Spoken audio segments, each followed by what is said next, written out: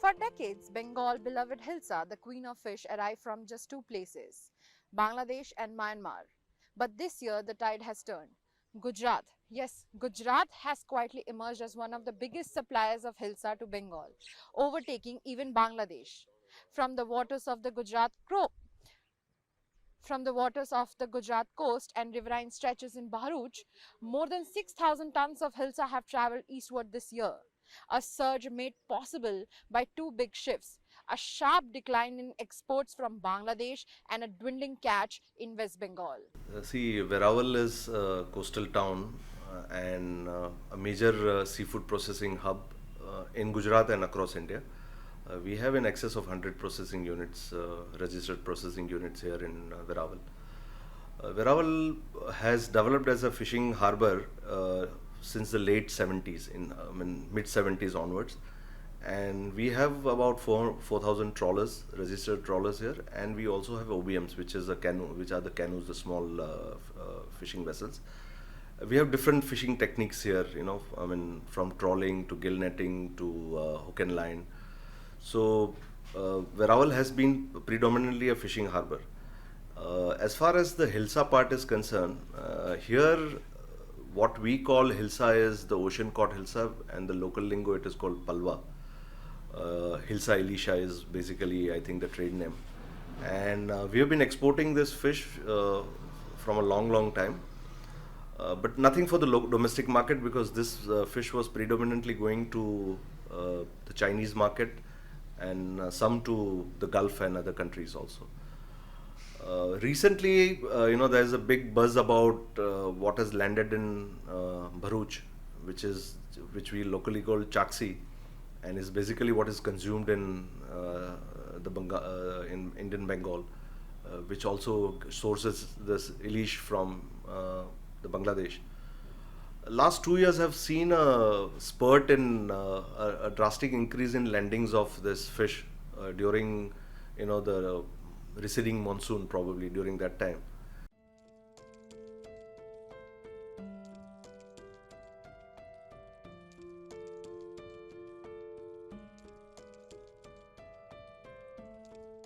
In Bharuch, fishermen are still trying to make sense of what happened along the Narmada last year. It began with an unusual wet summer. Heavy rainfall pushed more fresh water into the river, lowering salinity near the estuary. Ideal condition for Hilsa to move upstream. Pollution levels, locals say, remained unchanged. The river was simply diluted. At first, the catch seemed routine. Then came the surprise. Hilsa तो ma'am समझो 20-25 साल से जाती है, लेकिन पहले यहाँ पे हिल्सा की लैंडिंग बहुत कम होती थी. अभी धीरे धीरे पिछले कुछ सालों से बढ़ रही है लैंडिंग. जैसे ये साल अभी भरूच में लैंडिंग हुई, more than 4,000 ton within 2 और 3 मंथ, ऐसा सुना. और अब मैं वहाँ था भी, मैंने माल खुद परचेस भी किया हूँ. तो को 4,000 टन से ज़्यादा लैंडिंग तो भरूच में हुई है. और यहाँ भी सीज़न स्टार्ट हुई है, उसको 3 महीने हुए हैं. अभी और 5-6 मंथ बाकी है फिशिंग को, वेरावल का. तो अभी और कितना हिल्सा निकलेगा ये तो भी डिपेंड करता है फिशिंग के ऊपर. पूरी सीजन में मैम अगर वेरावल का हिल्सा अपन पकड़ते हैं ब्लैक एंड वाइट दोनों मिला के, तो मोर देन 2,000 टन होगा. तो एक साल में आप अप्रोक्सीमेटली कर सकते हो कि 6,000 टन गुजरात से. जी, more than 6,000 ton from Gujarat. Black and white both दोनों हिल्सा मिला जी. हो रहा है, हाँ, लोकल मार्केट गया है. हाँ, लोकल मार्केट गया है. सर, गुजरात का इतना बड़ा मार्केट कैसे बन गया वेस्ट बंगाल में अचानक से? मतलब रीजन क्या था इसका? उसका रीज़न मैम जो बांग्लादेश से माल आना गुजरात में इन वेस्ट बंगाल में कम हो गया, तो यहाँ के हिल्सा की डिमांड हो गई. तो सर ऐसा है कि जब जैसे वेस्ट बंगाल मतलब बांग्लादेश से मतलब हिल्सा आना शुरू हो गया, तो यहाँ पे भी लोगों ने ज्यादा करके हिल्सा फिशिंग करना शुरू किया, ऐसा था क्या?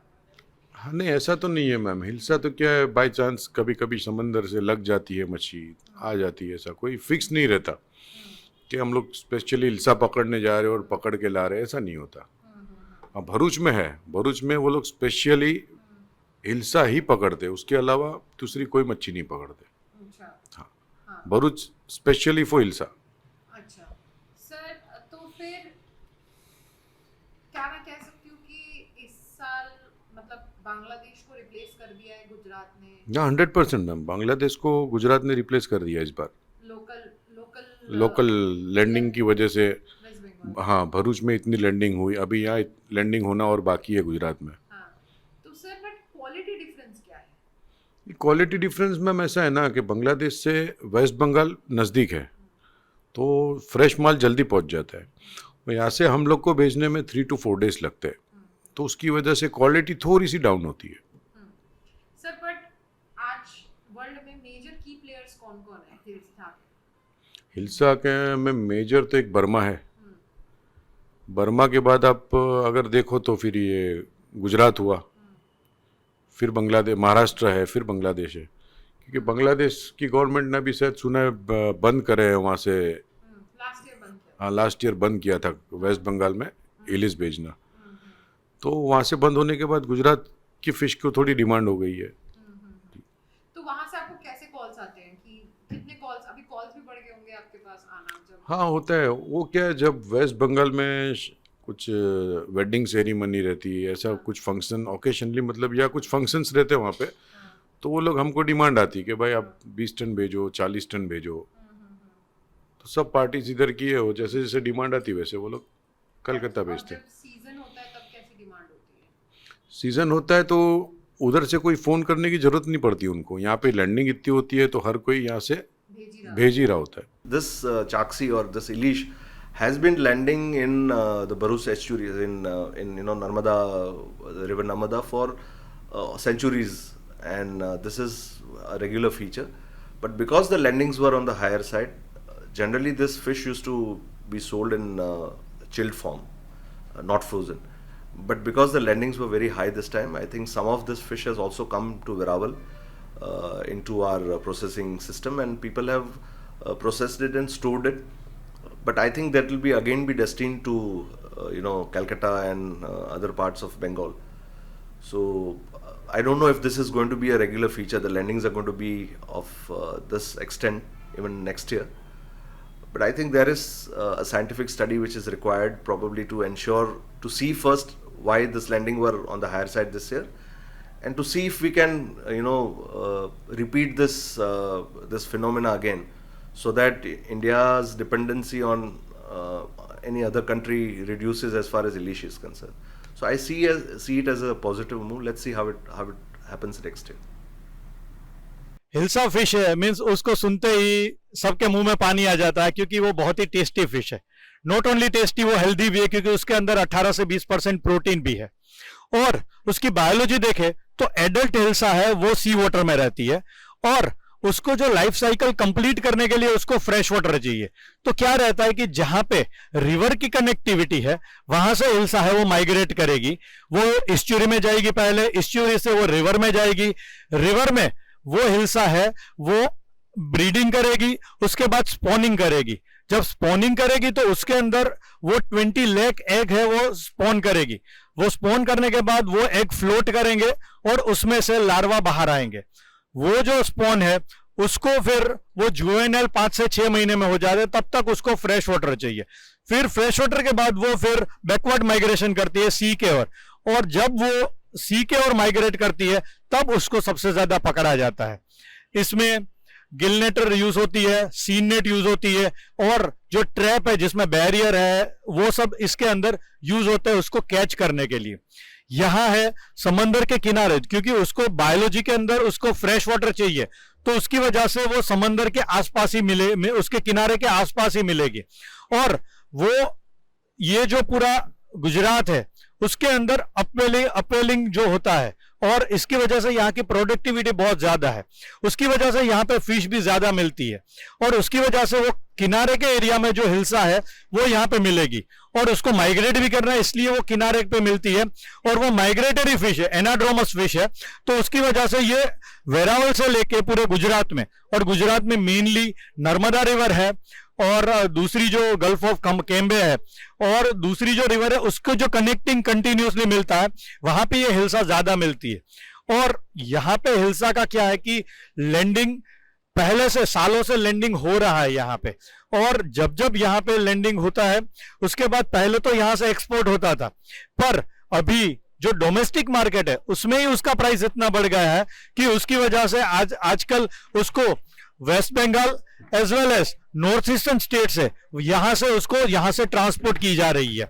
I am at a port in Verawal, a tiny town in Gujarat, and behind me there is a boat which has reached yesterday night after 15 days of fishing in the sea, and the fishermen have caught around 50 kgs of black hilsa, which they locally call as palwa.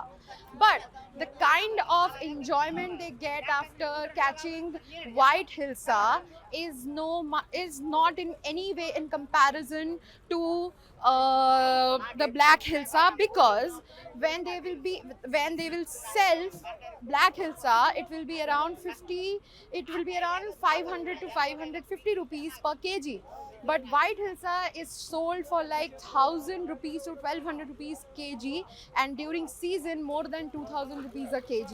इसका આ માછલી જેવી રૂપારી છે કે એને ખાવામાં બી બહુ test છે અને રૂપારી બી દેખાય છે. અમે એને સાક્ષી બી બોલીએ અને અમુક લોકો એને વાણિયારી બી બોલે છે. एक गोल मछली से અને एक साक्षी से. इसका दाम बहुत बढ़िया, खाने में टेस्टी. जहाँ ये कभी कभी सीजन होती सीजन आवे ને આપણે કે ભાઈ આ દિવાળી પહેલા જ મળે, શ્રાવણ મહિનાથી દિવાળીમાં એ જ બારામાં મળે, પછી આના પછી કઈ સાક્ષી મળવા પાત્ર નથી. એ વેરાવળ આવું એક બંદર છે કે હરેક જાતની મચ્છી મળે છે. અહીંયા બેર પણ ઈંડા દેવા આવે અને અહીંયા જ એનું ઉત્પાદન વધારે હોય. પછી આપણે જે પૂછિયા બોલે એ પણ અહીંયા જ હોય. હરેક મચ્છી તમને વેરાવળ જોવા મળી જાય. એનું ખોરાક જ અહીં છે. જે જવલો બોલે એ ખોરાક માટે તમામ મચ્છી કિનારા પર આવે સોમનાથની આસપાસ. એટલે તમામ મચ્છી પાપલેટ હોય, ઝીંગા હોય, સાક્ષી હોય, પાલવા હોય, સુરમાઈ હોય, શેરવા હોય, હરેક મચ્છી. એટલે અહીંયા વેરાવળ બંદર ઉપર તમામ મચ્છી મળી જાય. અને મોટું બંદર છે અને વિકાસ હજારો માણસ અહીં કમાવા માટે આવે છે. બારોબારથી અલગ અલગ રાજ્યના માણસો અહીંયા કમાવા આવે. એ વેપારીઓને અમુક લોકોને એ પેટીઓ ભરીને દિલ્હી, બોમ્બે, કલકત્તા, બોમ્બે લોકોવાળાએ એની વિદેશમાં મોકલી, તો એને છે ને કે આના ભાવ વધારે છે. પહેલાં આનું કોઈ ડિમાન્ડ જ હતું નહીં. અત્યારે છે કે હાલો ભાઈ પહેલાં 100 રૂપિયાની હતી તો હવે 1100 રૂપિયા વેચાય, 1200 રૂપિયા વેચાય. તો પૈસા કમાવાને લીધે તો અમે પછી છે ને એને રાજા બોલાવવા માંડ્યા કે આ તો રાજા રાણી જ છે. આપણે આ મચ્છી આવે એટલે આપણે રાજા બની જાય. એને આપણે કંઈક કમાઈ અને કંઈક 2 પૈસા મોટી બોટ લઈએ અને 1 કરીએ 2 કરીએ. આ મચ્છી આવે તો એને, આ મચ્છી હોય તો બીજી મચ્છી આવી મારીએ નહીં. मेरा नाम जयेश भाई है. बड़ा मैं 15 दिन के बाद फिशिंग है. मेरे बोट का नाम है जलगंगा प्रसाद है. 15 दिन के बाद आया हूँ. इधर ब्लैक पापलेट है वो मिलता है ज़्यादा. अभी मेरे को ब्लैक पालवा और मैं लाया हूँ इधर. और जो वाइट पालवा है वो अभी कम मिला है बराबर. तो अभी जब ब्लैक पालवा मिलता है तो इतनी खुशी नहीं मिलती. जब वाइट पालवा मिलता है जब ज़्यादा हमको खुशी मिलती है. ऐसा वैसे है मैडम कि ब्लैक पालवा का कम रेट होता है और वाइट पालवा का मैडम रेट बहुत ज़्यादा होता है. तो 5 रेट ब्लैक का 500 तक होता है और वाइट का 100 क्या हो 1200-1300 रुपया तक होता है. अभी 2 साल में जब वाइट पालवा कम मिला है और वाइट टैक्सी जो कम मिला है तो उसका 2 साल में 200-500 तक हमको ज़्यादा रेट मिल रहा है इधर बराबर. तो ज़्यादा होता है तो रेट लेवल में होता है, तो कम मिलता है तब ज़्यादा मिलता है. Officials admit that they were caught off guard by the sheer volume. The Fisheries Department has sought scientific inputs from the Central Inland Fisheries Research Institute, a Vadodara-based body that studies inland and reservoirs fisheries. The romance of Hilsa endures in Bengal, but the numbers do not. Across the region, freshwater Hilsa has declined sharply due to overfishing, pollution, and habitat disruption. In Bangladesh, where Hilsa is the national fish, catches have fallen significantly over the past decade, with experts pointing to unchecked juvenile fishing and the interception of breeding fish as key reasons. For now, Gujarat stands where no one expected it to be, at the center of Bengal's Hilsa story. Whether this surge is a one-season wonder or the start of a new trend, only the monsoon will tell. This is Manisha Mandal reporting for The Print from Veeraval, Gujarat.